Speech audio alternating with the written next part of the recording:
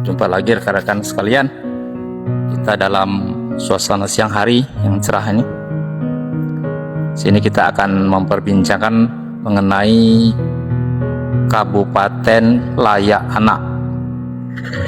Jadi di Kabupaten Musirawas ini adalah suatu kabupaten yang terletak di Provinsi Sumatera Selatan, yang paling ujung ya, paling barat lah kata-kata dari Provinsi Sumatera Selatan, berbatasan dengan Lubuk Linggau dan Provinsi Bengkulu. Jadi rekan-rekan sekalian, Kabupaten Musirawas tahun 2022-2023 telah mendapatkan predikat Kabupaten Layak Anak dengan kategori Nindya, yang sebelumnya Madya menjadi Nindya. Ini maksudnya adalah bahwa kabupaten ini mengakomodir, memproteksi terhadap diskriminasi, penghambat atau penghalang dari kemajuan dari anak-anak kita. Ini adalah program dari Kementerian Pemberdayaan Perempuan.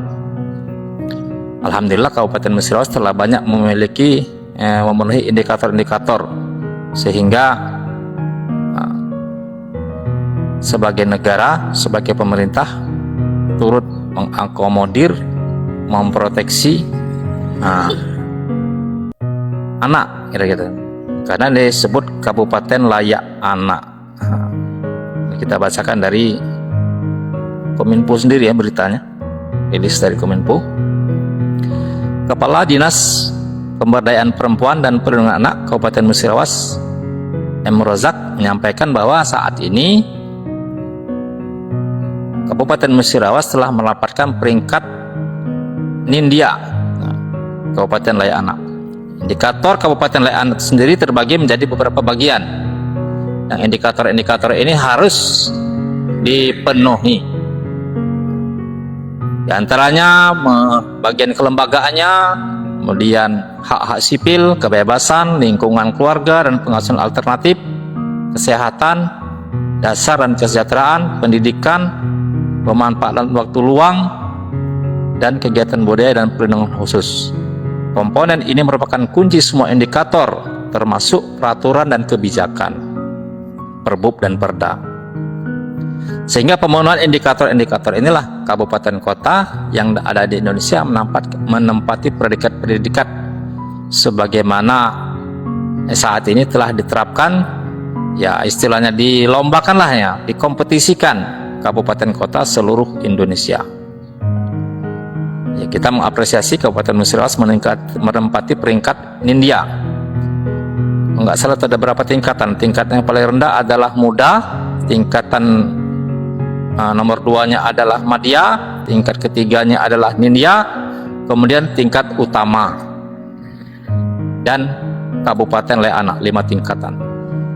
Ini merupakan saya kira prestasi. Namun tidak hanya sebatas di atas kertas, sebatas data. Memang Kabupaten Layak Anak ini merupakan suatu program bagaimana mengakomodir anak-anak sebagai generasi ke depan bangsa ini bisa bertumbuh kembang lebih baik sesuai dengan yang kita harapkan semua. Karena kita tahu bahwa generasi muda adalah generasi penerus bangsa, menentukan masa depan dan kemajuan bangsa kita.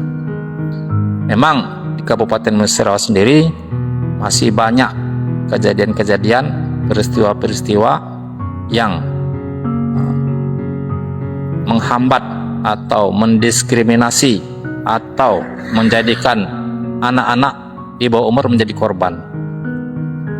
Beberapa minggu yang lalu yang sangat menyedihkan, di salah satu daerah, salah satu desa atau kelurahan itu sangat prihatin.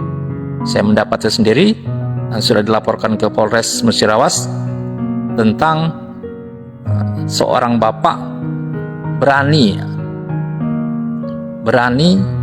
dan di luar daripada nalar mencabuli atau memperkosa anaknya, kira-kira begitu. Dengan kejadian ini adalah suatu bentuk bahwa anak-anak di Kabupaten Musirawas sendiri masih belum terlalu bebas dan merdeka rasa aman. Bahkan orang yang seharusnya memberikan rasa aman, apakah itu orang tua, apakah itu keluarga dekatnya, sanak familinya, justru menjadi predatornya sendiri. Sangat menyedihkan sekali. Jadi kita berharap sosialisasi dan perkembangan Kabupaten Layak Anak ini dapat dipahami oleh masyarakat, sehingga daerah kita ini semakin baik. Daerah ini semakin baik, bukan hanya di Musirawas saja, tetapi kabupaten kota yang ada di Indonesia.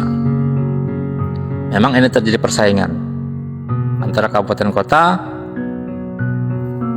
Saya kira jangan sampai dijadikan alat politik untuk meraih nama baik. Maksudnya kabupaten kota ini melalui kepala daerahnya berlomba-lomba untuk menaikkan peringkat Kabupaten Layak ini supaya ada nama baik, sehingga menarik hati masyarakat untuk tujuan politik. Ya, kalau memang pemenuhan indikator-indikator yang saya sebutkan tadi memang sesuai, memang istilahnya kondisi yang ada betul, itu memang kita acungin jempol. Tapi kalau pemenuhannya berdasarkan kedekatan, berdasarkan ya amplop-mengamplop, tebal-menebal tapi ya selama ini dari tahun 2019 ya kalau nggak salah ya, program ini saya kira belum ada yang tertangkap KPK. Jangan sampai ini menjadi alat politik, tapi ini harus menjadi acuan bagi kepala daerah untuk menaikkan peringkatnya, derajatnya Kabupaten Layak Anak ini, sehingga anak-anak yang ada di Indonesia ini, anak-anak yang ada di daerah kita ini, betul-betul mereka ini merasa merdeka, merasa nyaman, bisa berkreasi, mengembangkan diri seoptimal mungkin, sehingga anak-anak kita ini ke depannya akan menjadi pejuang-pejuang pengganti penerus bangsa ini menjadi bangsa yang maju, bangsa yang sejahtera, yang adil dan makmur sesuai dengan cita-cita kita. Terima kasih rekan-rekan sekalian. Ya.